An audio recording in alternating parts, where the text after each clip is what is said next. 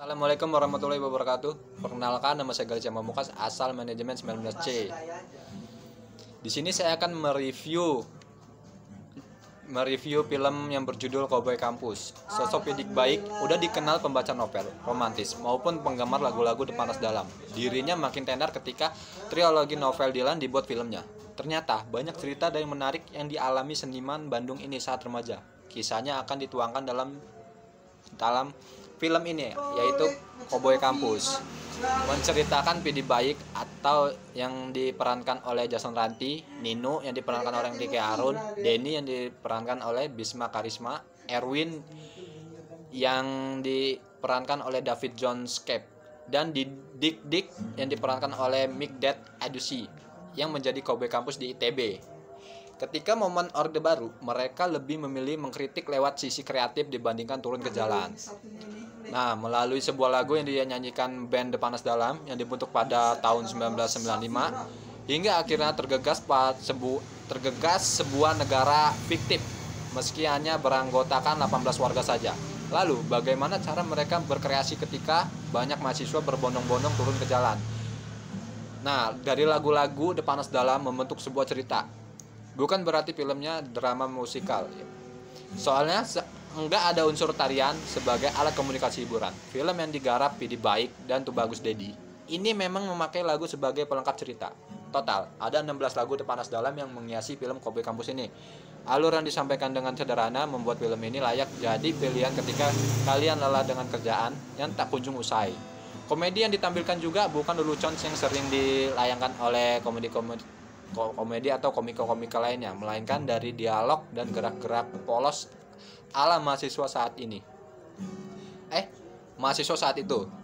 Film Cowboy Kampus enggak memiliki konflik seberat film-film yang menceritakan kisah hidup seseorang. Malah sebenarnya konflik itu dari diri para karakter yang ditunjukkan dari keresahan dalam lagu-lagu yang dinyanyikan. Nah, karakter-karakter yang menampilkan acting apa adanya. Satu indikator yang bikin film ini begitu mudah dinikmati adalah para karakter yang apa adanya dan menampilkan dialog apa adanya, menjadikan kisahnya relate dalam penonton yang kuliah di zaman 90-an. Harus diakui, sosok Pidik Baik yang misterius bisa kita lihat kisah remajanya lewat akting Jason Ranti yang juga misterius. Bahkan pemilihan Pidik kepada Jason dianggap tepat. Karena debut Jason di film layar lebar ini patut ditepuk tangani perlu ditepuk tangani karena faktanya semua pemain yang dipilih Pidik Baik dalam film Cowboy Kampus bukan asal-asalan. Semua dipilih karena memiliki kedekatan karakter dengan sosok aslinya. Nah, makanya ketika syuting, Pidik membebaskan semua pemain untuk jadi diri sendiri karena memang semirip itu.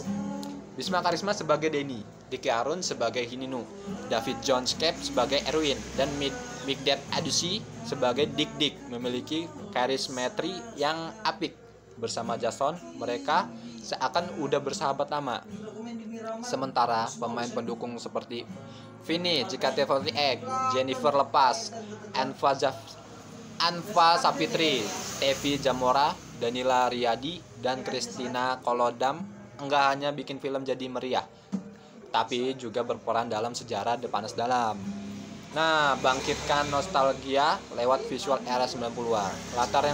Latar yang bernuansa Orde Baru secara enggak langsung memberi edukasi kepada generasi yang merasakan aksi di zaman itu. Soal sebegitu aktifnya para mahasiswa, lebih manis dari itu.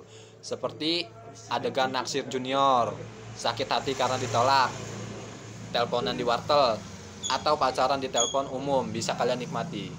Bangkitkan nostalgia buat penonton yang sempat merasakan momen-momen tersebut. Ya, seperti yang tadi, telepon di wartel, pacaran di telepon umum, bisa kalian nikmati lah pokoknya.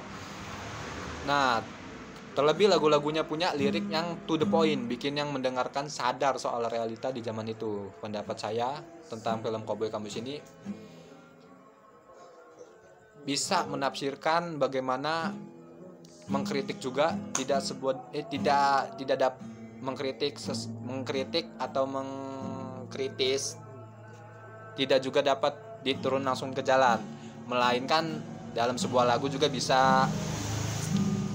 Dan dari sini ada posisi baiknya, yang begitu kita ingat bahwa yang momen-momen nostalgia atau momen-momen yang seperti dulu ini kita dapat rasakan atau mengingat kembali gitu. Kesimpulan ambil positifnya, tinggalkan negatifnya. Itu dari saya. Assalamualaikum warahmatullahi wabarakatuh.